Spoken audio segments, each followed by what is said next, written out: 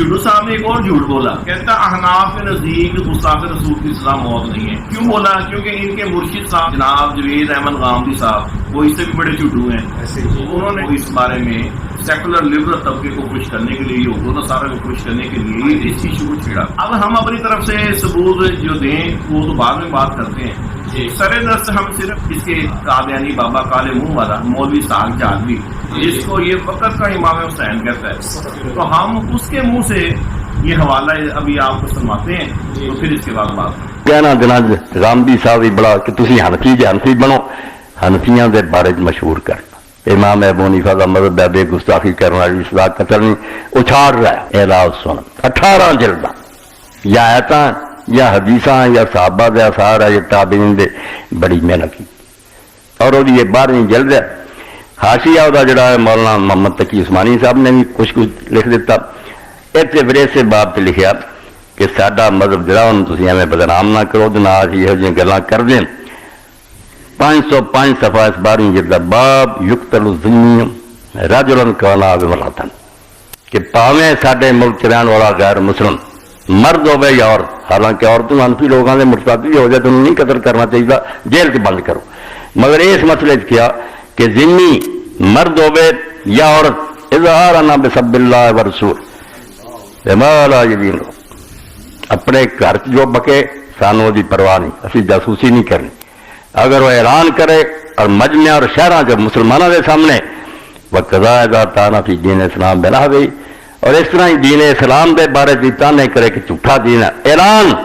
مسلمانوں کے سامنے، پھر وہ سزا قتل ہے، سمجھے۔ 505 صفحے تو لے کے یہ بحث جڑی ہے سمجھو 515 صفحے تک جانی، 11 صفحے۔ سنا ہم نے ناظرین، اب دو ہی باتیں ہیں، یہاں تو مرزا چڈو صاحب اپنے اس قادیانی بابے کو ٹھڈا مار کے سائڈ میں کر دیں گے، یہ جھوٹ بول رہا ہے، یہ بالکل بھی صحیح نہیں کہہ رہا، اور میرا جو مرشد غامدی ہے وہ ٹھیک کہہ رہا ہے، یا پھر مان لے کہ میں نے جھوٹ بکا ہے، لیکن میرے نہیں خیال نہ یہ مانے گا کہ میں نے جھوٹ بکا ہے، نہ یہ اپنے قادیانی بابے پہ چوری پھیرے گا، یہ ایک تیسرا راستہ نکالے گا، وہی راستہ جو مرزا غلام قادیانی فراڈیہ کرتا تھا، کوٹھڑی کے اندر منہ لپیٹ کے لیٹ جاتا تھا، مطلب باہر نکلنے کی اس کی ہمت نہیں ہوتی۔ تو میں صرف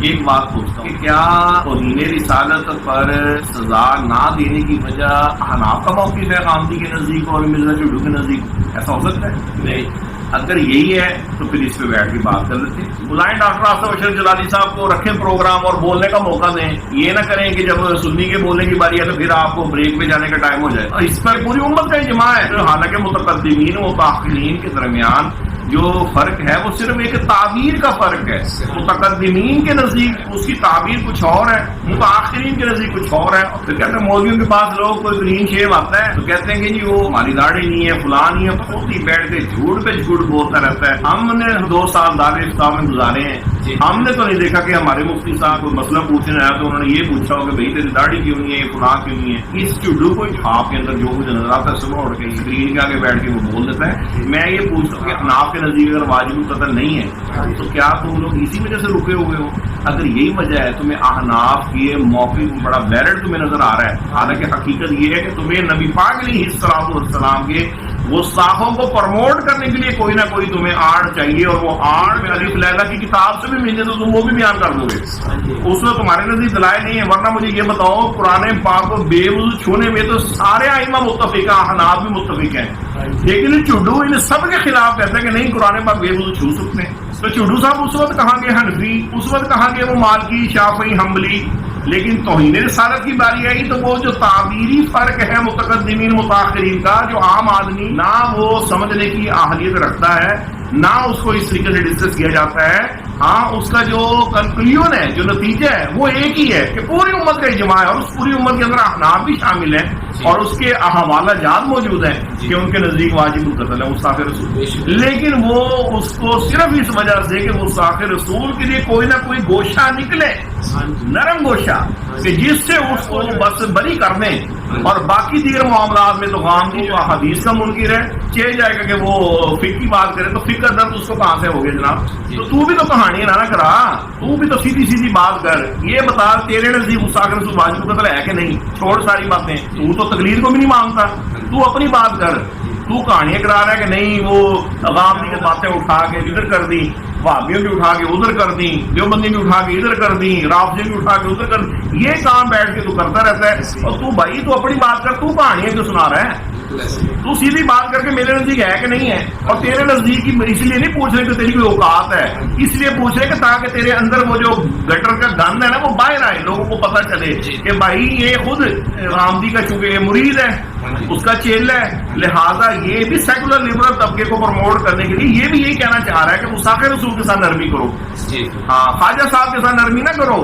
दादा साहब के साथ नरमी ना करो, कादियानियों के साथ नरमी करो। हाँ, और इसी तरीके से दीगर मसाइल के अंदर बिल्कुल तकरीर ना करो, कुरान और हदीस की उससे बात करो। ये चारों फिके जो है वो मामला ये गीता और ग्रंथ की बेस पे बनी है, लेकिन जब अपनी मर्जी आ जाए तो फिर कहोगे नहीं नहीं नहीं नहीं हमें तो ये भी काबिल कबूल नहीं है, हम तो कुरान और सुन्नत की बात करेंगे। और जब गुस्ताख रसूल की बारी अहनाफ जो है ना जी वो नहीं इस चीज को मानते, बाकी मानते हैं, चलो फिर तुम बाकी नहीं तुम मान लो। हम तो अहनाफ के नाल जेड़ा रिश्ता जोड़न की बड़ी तो ख्वाहिश हो रही है, हालांकि अहनाफ की बात नहीं है। और अगर इस बात पर है तो मैं चुड्डू को चैलेंज है, बैठ हमारे सामने और बात कर कि ये अहनाफ के नजदीक नहीं है, फिर हम तुझे बताएं। और टीवी चैनल में बिठा के तुम लोग पहले गला घोड़ के रखते हो बंदा, फिर तुम वो बुलाते जो बोल ना सके। और दूसरी जगह तुमने वो रखा होता है, एंकर को वो पहले टाइम दिया होता है कि भाई तुमने बात को ट्विस्ट कैसे करना है। जो ही देखे कि सामने वाला बंदा जो कुछ करने लगा है उसके बाद साथ ही तुमने दूसरी तरफ ले जाना है। और अगर कहीं भी ना जा सके तो फिर ब्रेक तो है ही है, ब्रेक जिंदाबाद। इसी तरीके से लोगों की ज़हन साजी करते हैं और आखिर पे कहता है असं तो इंजीनियरिंग करेंगे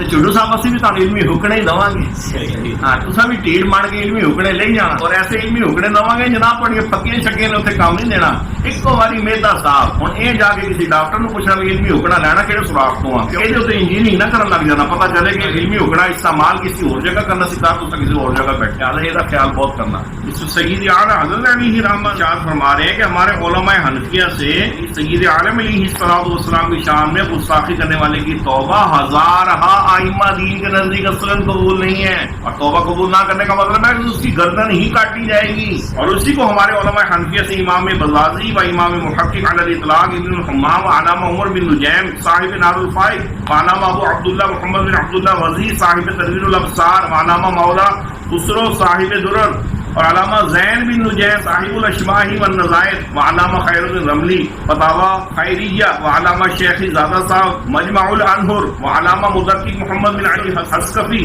साहिब दुर्र मुख्तार और दीगर अमायद किबार, उन सब ने इस मसले को इख्तियार फरमाया। और अलामा अलाउद्दीन हस्कफी साहिब दुर्र मुख्तार क्या फरमाते हैं? फरमाते वल काफिरु बिसब्बिन नबिय्यि मिनल अंबिया'i फइन्नहु युक़तलु वला युक़बलु तौबतुहु मुतलकन वला सब्बल्लाह तआला क़ुबिलत लिअन्नहु हक़्क़ुल्लाहि तआला वल अव्वलु हक़्क़ु अब्दिन व मन शक्क फ़ी अज़ाबिही व कुफ़रिही व कफ़र। फरमाया अंबिया'i किराम में से किसी भी नबी को गाली देने के सबब से काफिर होने वाले को कत्ल किया जाएगा और उसकी तौबा किसी तरह भी कबूल नहीं की जाएगी। और अगर उसने अल्लाह पाक अज़्ज़ा व जल्ला की तौहीन की होती तो तौबा करता तो कबूल कर ली जाती, इसलिए कि ये अल्लाह का हक है जो तौबा से मुआफ हो जाता है। और पहली बात कि किसी नबी पाक की शान में गुस्ताखी ये हक़्क़ुल अबद है, यानी बगैर बंदे के हक़्क़ुल अबद मुआफ ना होगा। और जो उसके यानी गाली देने वाले के तौहीन करने वाले के कुफ्र और अज़ाब में शक करे वो खुद काफिर है।